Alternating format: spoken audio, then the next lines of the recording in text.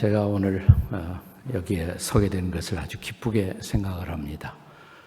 제가 서 있는 이유는 첫째는 초대받았기 때문에 그래서 와서 여기 서 있는 거고요. 근데 또 하나 이유가 있어요. 제 아내가 아주 옛날 수도여자사범대학 시절에 이 학교 출신이에요. 제 아내가. 그것도 총학생회 회장까지 하셨대요. 그래서 제 아내의 모교이기 때문에 저도 오고 싶었습니다. 여러분을 만나서 아주 반갑게 생각을 합니다.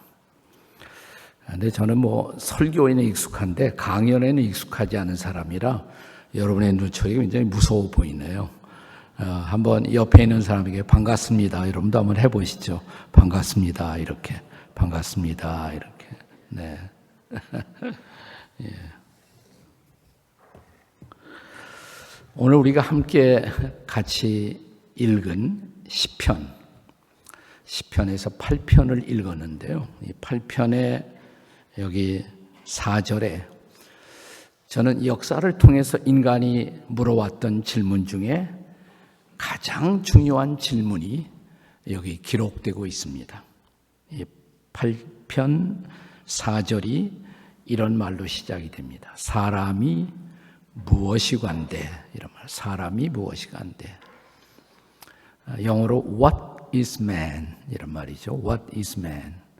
인간은 도대체 무엇인가? 소위 인간관에 대한 질문이 여기 기록되어 있습니다. 이 질문에 대해서 저와 여러분이 우리가 어떻게 대답하느냐에 따라서 어떤 삶을 사느냐가 결정된다고 저는 생각을 합니다. 근데 저는 저와 여러분이 살고 있는 우리 시대에 가장 커다란 영향을 끼친 지배적인 인간관이 있다면 세 가지가 있지 않은가 생각해요. 우리 시대를 지배하는, 우리 시대에 가장 큰 영향을 끼친 첫 번째 인간관은 저는 물질주의적 인간관이라고 생각을 합니다. 물질주의적 인간관. 그리고 인간관을 형성하는데 영향을 끼쳐온 두 개의 사조가 저와 여러분이 살고 있는 우리 시대에 계속해서 영향을 끼쳐왔습니다. 하나는 자본주의, 또 하나는 공산주의 혹은 사회주의.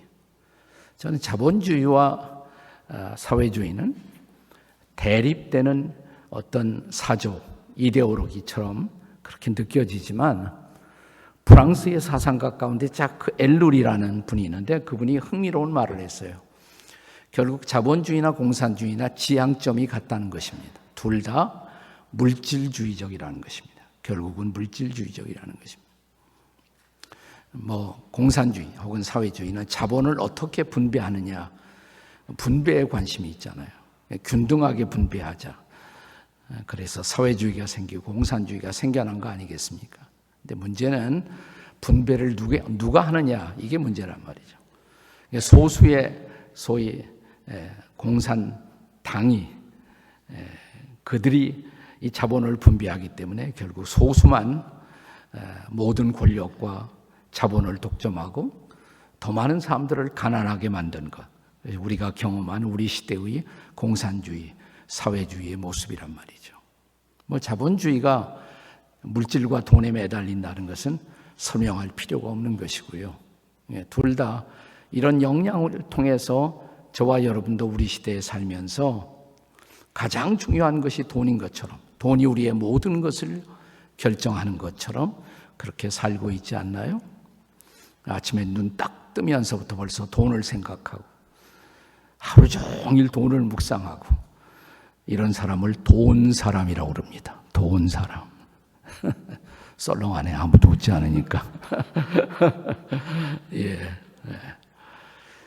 이 물질주의적 인간관이 우리 시대에 가장 영향을 많이 끼치는 그런 인간관이라면 또 하나 진화론적인 인간관. 찰스 다윈에 의해서 지금까지도 계속 영향을 끼치고 있는 진화론적 인간관. 저는 진화론이 다 틀렸다고 생각하는 사람 아니에요. 우리가 많은 부분을 진화론에서 배울 수가 있고 하지만 중요한 것은 진화론이 주장하는 것처럼 그런 동물적인 본능이 인간의 전부일까? 그렇진 않잖아요. 우리가 정말 동물적인 그런 본능에 의해서만 지배를 받는 인간이라면 그건 인간이 아니고 진짜 동물이죠. 네. 짐승 같은 존재죠. 네. 우리가 옆에 있는 사람에게 이렇게 만약 말을 한다면 당신은 짐승이십니까? 아무도 아마 그 질문을 좋아하지 않을 거예요. 네. 우리가 동물이면서도 동물적 요소를 가지고 살아가고 있는 인간임에도 불구하고 별로 그 질문을 좋아하지 않죠. 그것이 우리의 전부가 아니기 때문에 그런 것이죠. 네, 그런가 하면 또 하나 우리 시대에 아주 강력한 인간관 형성에 영향을 끼쳐온 것은 성적인 인간관이라고 생각해요. 성적인 인간관. 시그문드 프로이드 같은 사람에 의해서 우리 시대에 끼쳐온 영향, 성적인 리비도에 의해서 인간은 지배를 받는 존재다. 성의식. 물론 저는 인간이 성적 존재라고 생각해요. 그리고 성의식이 우리를 지배하는 것도 사실이고. 그러나 다시 한번 그것이 우리를 만들고 있는 전부일까? 네. 어떤 사람은, 우리 중에 어떤 사람은 눈만 뜨면 이성을 생각하고 성에 대한 환상에서 벗어나지 못하는 사람들도 종종 있을 수가 있습니다. 이런 사람들이 좋아하는 인터넷 사이트가 성인 사이트가 아니겠습니까? 성인들이시죠, 성인들. 네. 네. 그러나 그것이 인간의 모든 것을 지배하고 있는 것은 결코 아니란 말이죠. 네. 도대체 인간이란 무엇인가? 다시 우리가 본래적인 질문, 오늘 성경이 이 시편 기자가 질문하고 있는 근원적인 질문으로 돌아온다면 사람은 무엇인가?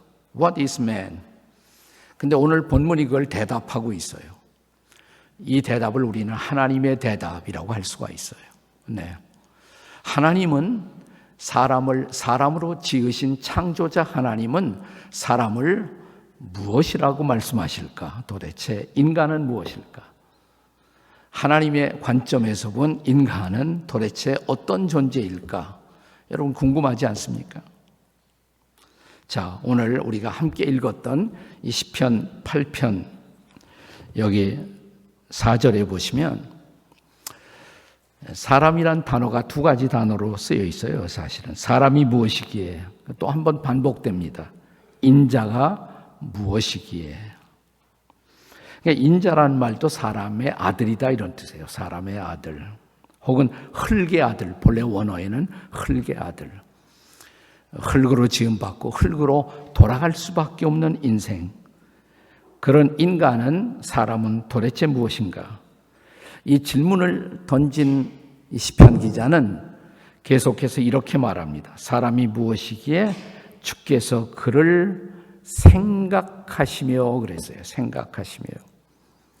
이 생각이라는 단어가 원어에 이 시편은 본래 히브리어로 쓰여져 있는데 이 히브리어에 자카르라는 단어로 쓰여져 있습니다. 영어로 그냥 remember, 기억한다 이런 단어로 번역될 수 있겠지만 이것은 어떤 한 존재를 사람을 깊은 생각 속에 품고 있는 생각, 그런 생각이에요. 그러니까 사람이 무엇이기에 주께서 그를 생각하십니까? 사랑으로 생각한다 이 말이에요. 내가 사랑하는 어떤 존재를 깊이 마음에 품고 사고하고 있는 그 사고의 대상, 그런 대상으로서의 존재라는 뜻이 되겠죠.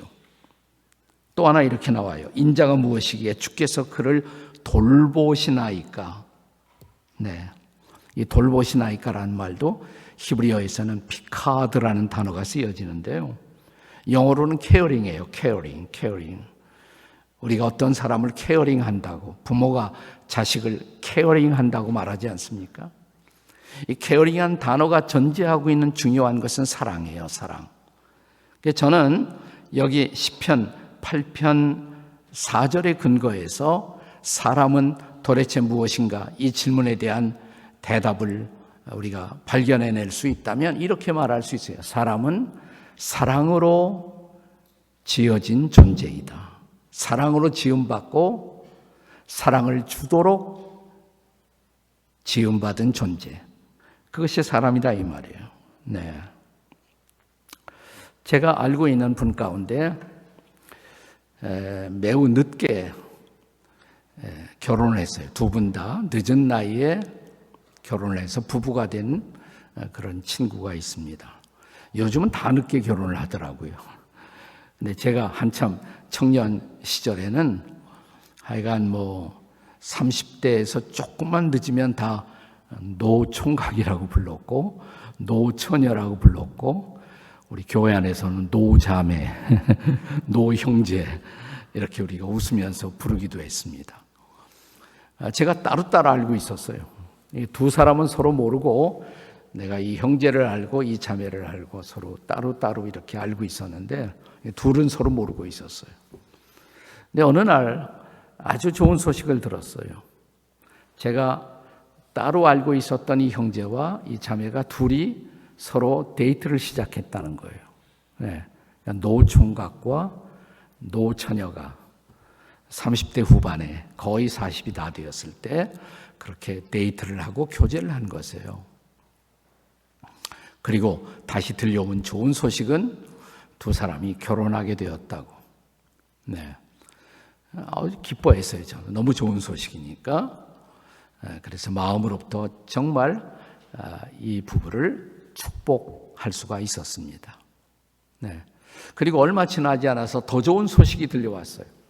그 소식은 뭐냐면 이 노처녀와 노총각이 뒤늦게 결혼을 해서 가정을 이루었는데 아들을 얻었다는 거예요. 아들을. 너무 기쁜 소식이잖아요. 그래서 마음 깊은 곳으로부터 축하를 하고 축복을 해줄 수가 있었습니다. 네. 근데 얼마 지나지 않아서 안 좋은 소식이 들려와요. 그렇게 늦게 결혼해서 얻은 이 아들이 자폐아라는 거예요. 자폐아. 그래서 이 부부가 눈물로 시간을 보내고 있다. 이런 소식이 들려와요. 네. 그래서 마음으로 안 됐다 생각하고 가끔 제가 기도도 했습니다. 어떻게 지낼까? 그리고 한동안 제가 소식이 끊어졌는데 서울에서 거리를 걷다가 우연히 만났어요. 이 부부를 만났어요. 그런데 표정이 밝아요. 제가 생각한 것은 자폐아를 기르느라고 너무 고생하고 너무 수고스럽다고 생각을 했는데 표정이 너무너무 밝은 거예요. 그래서 어떻게 지내요? 잘 지내시나요? 제가 물어보니까 목사님 반가워요. 시간 계세요? 커피 한 잔 같이 하시죠. 그래서 커피하우스에 같이 들어가서 지나온 얘기를 들었어요. 네. 처음엔 너무너무 힘들었다고. 이 자폐 아들을 얻고 나서 너무너무 힘들었는데 어느 날 형제가 직장에 가서 일을 하면서 그날도 자기 아내 걱정을 하고 있었대요. 그 자폐 아들을 데리고 아내가 집에서 얼마나 고생을 많이 할까 이렇게 생각을 하고 있었대요. 그러면서 마음속으로 하나님이 원망이 되더래요. 하나님, 어째서 우리에게 하필이면 뒤늦게 가정 이루어 아들 얻은 우리에게 자폐 아동을 주신단 말입니까? 근데 자기 마음속에 이런 음성이 들려오더래요.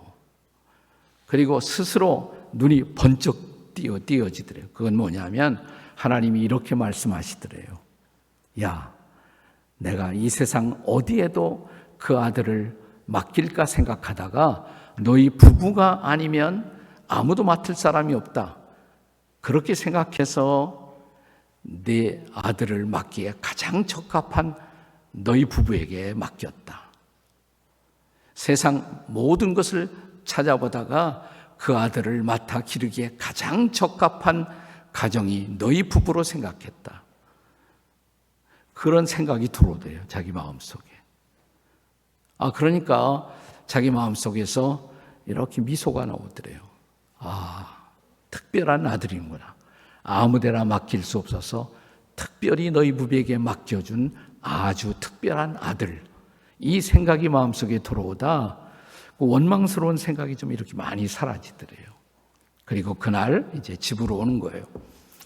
집에 와서 이제 딱 들어오니까 그날도 자기 아내가 이 아들 데리고 하루 온종일 씨름하다가 아주 지쳤어요. 파김치가 돼서 주저앉아 있더래요.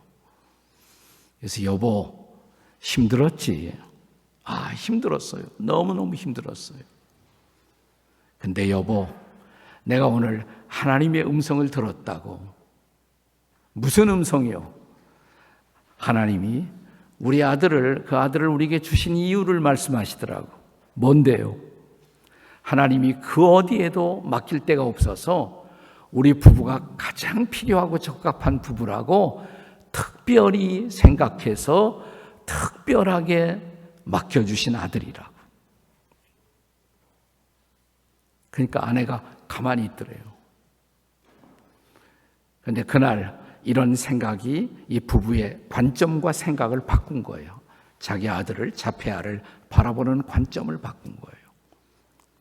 저기 서울 수서, 여기 수서 쪽에 가면 미랄 학교라고 있습니다. 미랄 학교. 저하고 아주 가까이 지내는 홍정길 목사님이라고 목사님이 시작하신 학교예요. 미랄 학교. 아마 장애인 학교 중에서 우리나라에서 제일 좋은 학교일 거예요. 아주. 네. 근데 그 아이를 조금 키워서 이제 그 학교에 보낸 거예요. 네. 근데 그 학교에서 잘 적응하더래요. 잘 적응하고 열심히 공부하더니 지금은 거의 정상인과 큰 차이 없이 그렇게 잘 자랐다고. 너무너무 감사하다고. 너무너무 감사하다고. 하나님이 깊이 사랑으로 생각해서 우리에게 맡겨주신 아주 특별한 아들. 이 관점이 이 부부의 인생을 바꾸고 아들에 대한 양육의 태도를 다 바꾼 거예요. 네. 자기 부부는 가정에서 날마다 자기 아들 앞에서 함께 가정 예배 드리면서 찬송을 자주 부른다고. 그리스도인들이 좋아하는 가스펠송 가운데 그런 찬양이 있잖아요. 당신은 사랑받기 위해 태어난 사람. 그런 노래가 있잖아요. 당신은 사랑받기 위해 태어난 사람. 한번 옆에 사람에게 해보시죠. 당신은 사랑받기 위해 태어난 분이십니다. 한번 해봐요. 옆에 있는 분에게. 당신은 사랑받기 위해 태어난 분이십니다. 근데 그것뿐만이 아니에요. 성경에 보면 우리는 사랑받기 위해서만 태어난 사람이 아니라 또 사랑을 주기 위해서 태어난 사람이에요. 그러면 한 번 더 옆에 사람 쳐다보시고 당신은 사랑을 주기 위해서 태어나신 분이십니다. 한번 해보시죠. 한번. 네, 손해볼 거 없으니까. 당신은 사랑을 주기 위해서 태어난 분이십니다. 자, 이 시편의 말씀을 다시 한번 잘 들어보세요. 사람이 무엇이기에 주께서 그를 생각하시며 사랑으로 생각하시며 인자가 무엇이기에 주께서 그를 돌보시나이까. 사랑으로 지음받고 사랑으로 소통하기 위해서 존재하는 존재. 그게 인간이다 이 말이에요. 그러니까 사람은 무엇인가? 사랑으로 지어져서 사랑하기 위해 살고 있는 존재. 성경은 인간을 그렇게 정의하는 거예요. 사람은 도대체 무엇인가? 자, 한 걸음 더 나가서 오늘 시편 8편 5절에 보시면 이 시편 기자는 사람은 무엇인가라는 질문에 대한 하나님의 대답을 다시 이렇게 소개합니다. 그를 하나님보다 조금 못하게 하시고 영화와 존귀로 관을 씌우셨나이다. 자, 여기 5절에 보시면 자, 사람을 하나님보다 조금 못하게 하시고 옛날 성경, 이게 조금 이제 개역 개정판이라고 그러는데요. 그 전에 성경, 개역 하늘판을 기억하시는 분들은 옛날에는 그를 천사보다 조금 못하게 하시고 그렇게 번역되어 있었어요. 본래 이 단어는 히브리어의 엘로힘이라는 단어를 번역한 것입니다. 엘로힘. 엘로힘이라는 단어는 천사로도 번역할 수 있고요. 하나님으로도 번역할 수 있어요. 둘 다 가능한 번역입니다. 옛날에는 천사보다 조금 못하게 하시고, 제가 아주 오랜 시간 전에 우리 청년들하고 같이 바이블 스터디를 하는데 한 친구가 저한테 그래요. 이 말씀이 나왔어요. 시편 8편 5절 가지고 우리가 같이 디스커션을 하고 토론을 하는데 천사보다 조금 못하게 하시고, 옛날 성경에 그렇게 되어 있으니까, 목사님 저는 불만이에요. 왜 인간을 천사보다도 조금 못하게 지으셨단 말입니까? 그러더라고요.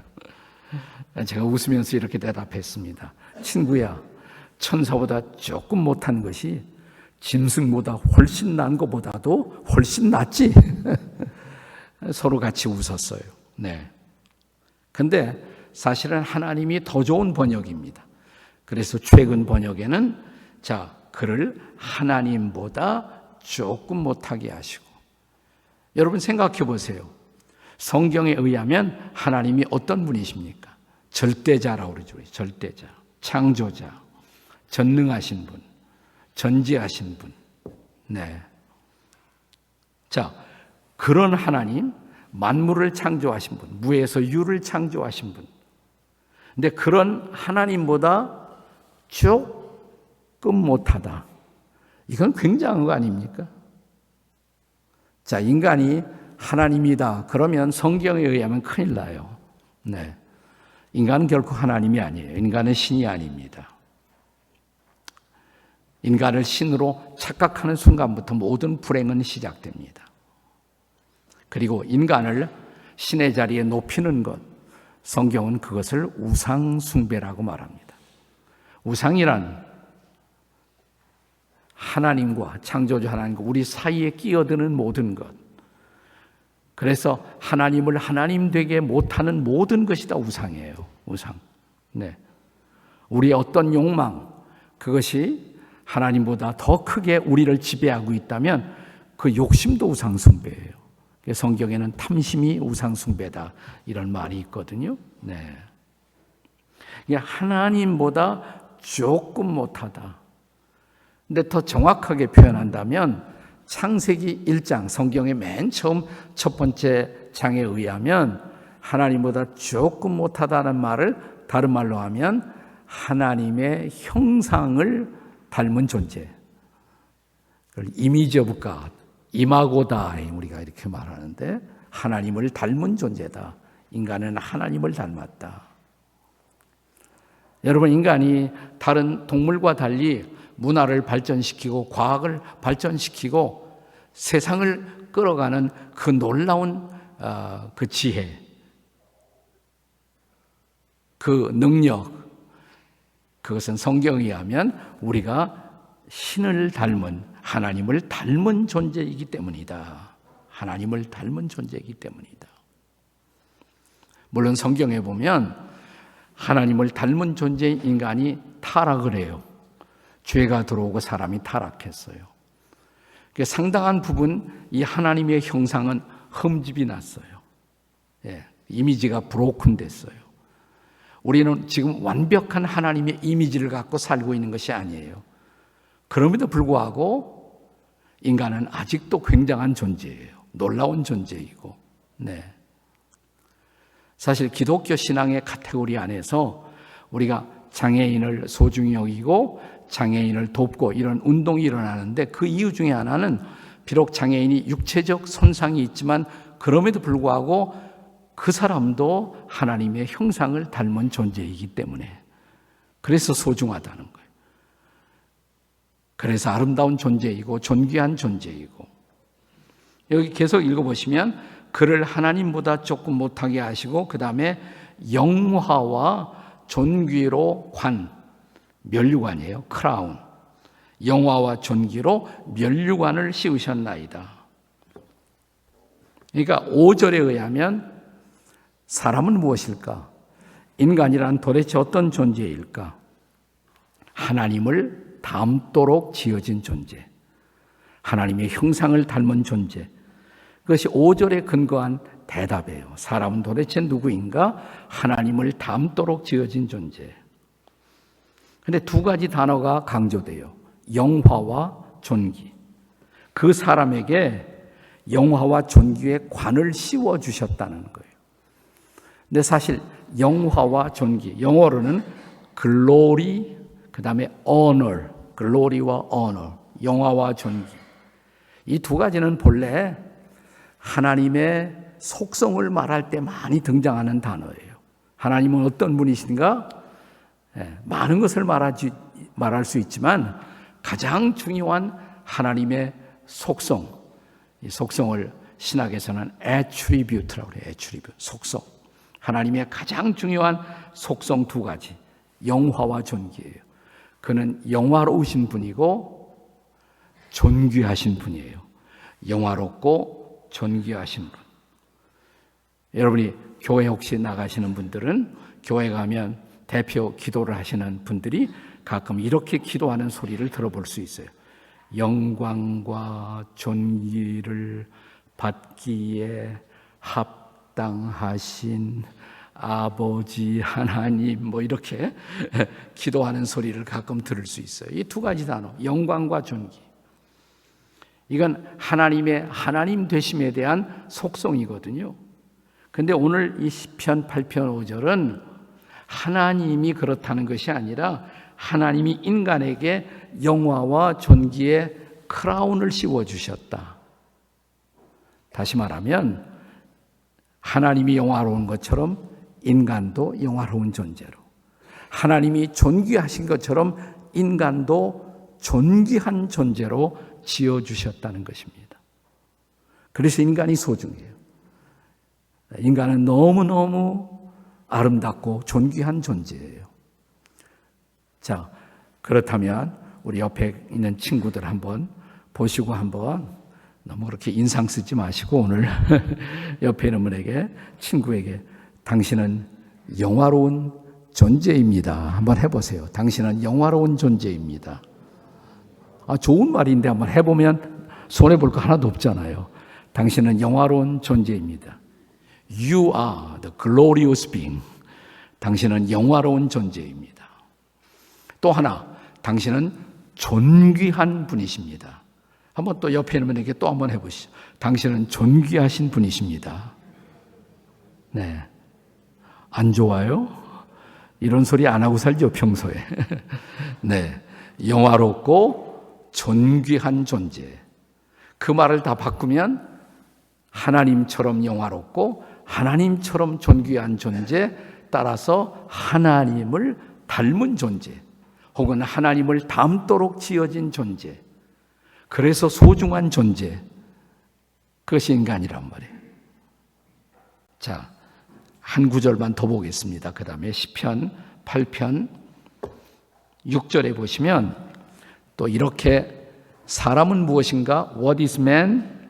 자, 하나님의 대답이에요. 주의 손으로 만드신 것을 다스리게 하시고 만물을 그 발 아래에 두셨습니다. 주의 손으로 만든 모든 것을, 만물을 다스리게 하셨어요. 인간으로 하여금 만물을 다스리게 하신 것이에요. 그러니까 6절에 의한 대답을 찾는다면 사람은 도대체 무엇일까? 사람은 무엇인가? 만물을 다스리도록 지어진 청지기. 기독교에서 많이 쓰는 단어 가운데 청지기란 말이 있어요. 스튜어드. 청지기는 관리인, 주인이 아니란 말이에요. 맡겨지신 것. 네. 근데 인간은 만물을 다스리도록 지어진 청지기와 같은 존재다. 그것이 인간이에요. 만물을 다스리도록. 그래서 창세기의 인류 창조의 기사에 보면 하나님이 처음 사람 아담과 하와를 창조하시면서 땅을 정복하라, 땅을 다스리라 그러셨어요. 땅에 있는 모든 것을 다스리라. 근데 우리가 오랫동안 다스리라는 단어를 잘못 오해했어요. 다스리라는 것을 마음대로 이렇게 해야 되는 것처럼. 그래서 지구를 파괴하고 지구를 엄청나게 인간이 훼손하고, 그래서 오늘 기후온난화의 현상으로 과연 우리가 살고 있는 지구가 지속 가능한 지구인가, 이런 중요한 질문까지 던져야 할 만큼 우리는 위기 앞에 서 있단 말이죠. 사람이 청지기 역할을 잘못한 거예요. 그 중에 하나는 다스린다는 단어를 오해한 거예요. 다스린다는 말은 잘 관리하라 이 말이죠. 잘 관리하라. 그러면서 창세기의 성경의 기사에 보면 하나님이 처음 창조한 인간 아담에게 처음 맡긴 첫 번째 과제가 뭐냐면 에덴 동산을 돌보게 하셨어요. 성경에 보면 경작하게 하셨어요. 경작한다. 에덴 동산을 경작하는 책임. 이것이 인류의 첫 번째 책임이었어요. 근데 경작한다는 말이 영어로는 cultivate라는 단어가 쓰여지거든요. cultivate. 거기에서 나온 단어가 culture라는 단어예요. 문화. 문화란 게 뭐예요? 하나님이 창조하신 것을 잘 돌보고 더 아름답게 꽃 피워내는 것. 문화의 책임, 문화의 작업. 하나님은 처음부터 인간에게 문화적 사명을 주셨어요. 문화적 사명. 이걸 문화 소명, cultural mandate라고 불러요. cultural mandate, 문화 소명. 생육하고 번성하라. 자녀를 낳아서 역사를 계승할 책임도 있고요. 또 우리에게는 문화를 잘 꽃피울 책임이 우리에게 주어져 있단 말이죠. 만물을 잘 다스리라. 그래서 우리에게 여러 가지 책임을 맡기셨어요. 가정을 다스리고, 또 우리의 공동체를 다스리고, 또 우리가 살고 있는 우리 나라를 잘 다스리고, 우리 사회를 잘 다스리고, 이게 다 우리 책임이죠. 네. 그런데 질문 하나 할게요. 여러분의 인생은 잘 다스려지고 있습니까? 여러분의 인생은 잘 다스려지고 있나요? 네. 잘 다스리는 것이 우리의 책임인데 잘 다스리지 못한 것, 이게 바로 죄예요. 그것이 바로 죄예요. 죄가 들어왔어요, 인간이. 네. 그래서 우리는 우리에게 맡겨진 세상을 잘못 다스리게 된 것입니다. 잘못 다스리게 됐어요. 지금 독일이라고 그러지만 독일이라는 이름으로 불리워지기 전에 옛날 프러시아 제국이 있었잖아요. 프러시아 제국 시절에 프러시아의 황제가, 왕이 어느 날 민정시찰을 나갔어요. 백성들이 어떻게 사나 잘 관찰하고 싶어서 나왔어요. 그래서 시장에도 들어가 보고 길거리에 사람들도 만나보고 여기저기 다니다가 공원에 들어갔대요. 왕이 공원에 들어갔어요. 공원에 들어가서 거기서 노인 한 사람을 만나게 됐어요. 노인에게 왕이 물어봤다 하면, 노인은 어떤 일을 하십니까? 노인이 뜻밖의 대답하기를, 나는 왕이요 그러더래요. 나는 왕이요. 아니, 왕이 묻는데 자기가 왕이라는 거예요. 그래서 빙그레 웃으면서, 그래, 어느 나라를 다스리십니까? 그랬더니 노인이 멋진 대답을 했어요. 나는 나 자신의 왕국의 왕이요. 멋진 대답이죠. 나는 나 자신을 다스리는 나의 왕국의 왕입니다. 그래서 이 황제가 또 묻습니다. 그래, 당신의 왕국은 잘 다스려지고 계십니까? 그러자 이 노인이 빙그레 웃더니 그렇죠 뭐 그러더래요. 그래서 황제가 손을 내면서 나하고 꽃 같으시군요. 악수하면서 저 꽃 같군요. 네. 자, 제대로 다스려야 할 우리 인생을 제대로 다스리지 못하고 살고 있는 것, 그것이 인간의 죄 문제예요. sin question이에요. sin question. 여러분이 인간이 가진 가장 원초적인 딜레마, 가장 실존적인 딜레마가 있다면 이런 딜레마가 아닐까요? 여러분 이런 고민해 보셨어요? 나도 어떻게 할 수 없는 나. 나도 어떻게 할 수 없는 나. 인간의 실존적인 고민이에요. 나도 마음대로 안 돼요. 그렇죠? 나도 어떻게 할 수 없는 나. 왜 그럴까? 그게 바로 죄 때문에 그래요. 죄인이기 때문에 그래요. 나도 어떻게 할 수 없는 나. 이 죄 문제를 해결하기 위해서 우리가 제대로 우리 인생을 다스리고 역사를 다스리고 문화를 다스리고 제대로 살아가도록 우리를 돕기 위해서 하나님이 하신 일, 하나님이 2000년 전에 하나님의 아들이신 예수 그리스도를 이 땅에 보내셨어요. 여러분께서 시편 8편 지금 읽고 있는 말씀이 여러분이 히브리서 2장에 보면 똑같이 반복돼요. 2장에. 여기 보면 히브리서 2장에서는 영광과 존귀로 관을 쓰신 예수를 하나님보다 조금 못하게 그런 모습으로 이 땅에 보내셨다고. 예수님을 이 땅에 2000년 전에 보내신 거예요. 여러분, 수년 전에 우리 한국에 도착했던 영화 가운데 멜 깁슨이라는 감독이 만든 영화 패션 오브 크라이스트라는 영화가 있었죠. 패션 오브 크라이스트. 네. 혹시 영화를 기억하시는 분이 계실지 모르겠어요. 한번 찾아보세요. 괜찮은 영화예요. 깊이 생각할 수 있는 영화예요. 하지만 보기가 쉽지 않은 영화예요. 처음부터 끝까지 예수가 계속 고통받고 고난받는 아주 보기 힘든 그런 영화입니다. 이 영화 시사회가 열렸습니다. 시사회가 열렸을 때 누군가가 이런 질문을 했다고 그래요. 멜 깁슨에게 한 질문이에요. 당신은 무슨 동기로 영화를 만드셨습니까? 그냥 예수라는 한 사람이 계속해서 고통받는 이 영화를 어쩌자고 만드셨습니까? 영화를. 혹시 당신은 엔티세미티즘, 반유태인, 그 예수를 유태인이 죽인 것이라는 그걸 선전하기 위해서 이런 영화를 만든 것은 아닌가요? 멜 깁슨이 아니에요.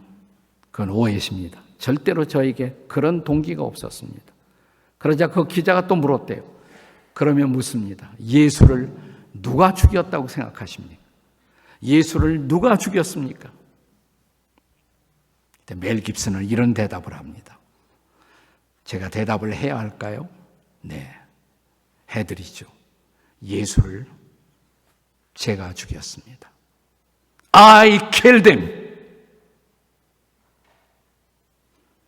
My sin, 내 죄가 caused him to die on the cross.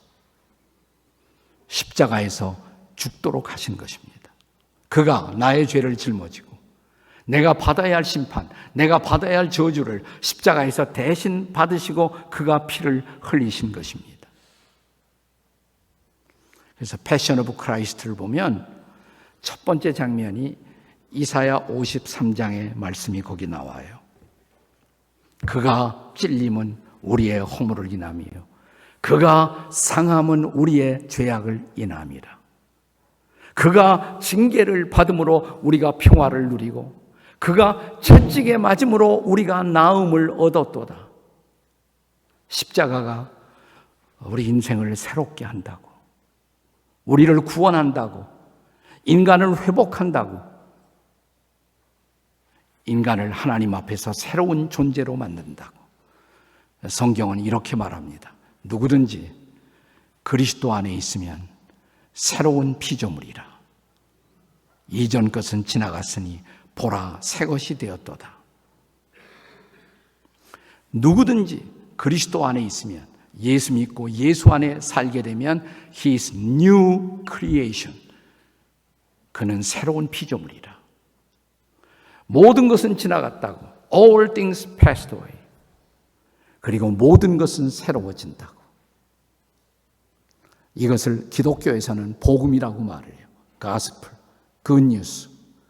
십자가에 우리를 위해 죽으시고 부활하신 그리스도를 통해서 우리의 인생이 새로워지고 우리 인간성이 회복되고 하나님 앞에 우리가 기뻐하는 인생을 새롭게 살 수 있는 삶의 놀라운 길이 열린다고.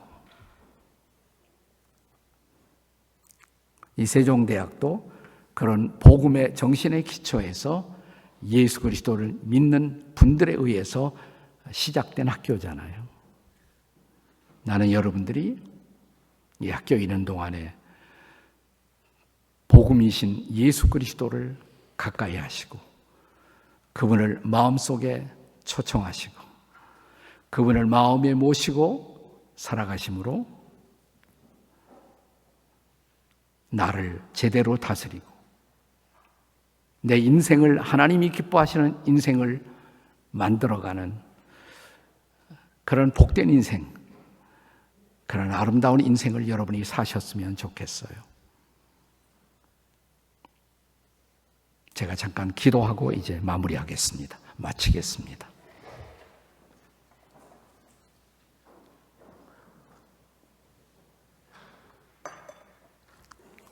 혹시 제가 기도할 때 여러분 가운데 목사님이 말씀하신 그 예수를 난 여러분 교회 나가라고 지금 말하는 거 아니에요. 교회 안 나가도 괜찮아요. 근데 예수님을 만나셔야 돼. 그리고 예수님을 마음에 모시면, 초청하면, 초대하면 여러분의 인생이 새로워질 수가 있어요. 하나님의 사랑을 경험하고 그 사랑이 나를 통해 이웃들에게 흘러가고 부족하고 연약하지만 우리는 하나님의 도우심으로 내 인생을 잘 다스리며 살아갈 수 있는 새로운 인생을 살 수가 있어요. 그런 마음의 갈망이 있으시다면 같이 머리 숙여 기도하면서 조용히 저를 따라 마음으로 이렇게 기도해 보세요. 창조자이신 하나님, 섭리자이신 하나님, 구원자이신 하나님, 감사합니다. 저를 사랑해 주셔서 감사합니다. 제 마음의 문을 엽니다. 십자가에 나를 대신해서 못 박히신 예수님, 거기서 흘린 보배로운 피, 그 피로 저의 죄를 씻어 주십시오. 부활하신 예수님, 살아계신 예수님, 제 마음속에 오시고 저의 구주와 주님이 되어 주십시오. 저의 평생을 다스려 주시고 인도해 주십시오. 하나님의 새로운 피조물, 하나님의 자녀가 되고 하나님이 기뻐하시는 청지기가 되어 평생을 살아가는 아름답고 복된 하나님의 자녀 삼아주세요. 여러분이 진지하게 이렇게 마음으로 예수님을 초청한다면 그분은 여러분의 기도를 들으시고 그분의 영으로 내 마음속에 들어오세요. 그리고 평생 나를 떠나지 않고 나와 함께 하십니다. 이런 하나님의 놀라운 사랑과 은혜가 함께하는 평생을 여기 아름다운 당신의 젊음들, 하나님의 자녀들이 되게 해 주십시오. 우리를 구원하시는 우리 인생의 길이요 진리요 생명이 되시는 예수 그리스도의 이름으로 기도드립니다. 아멘.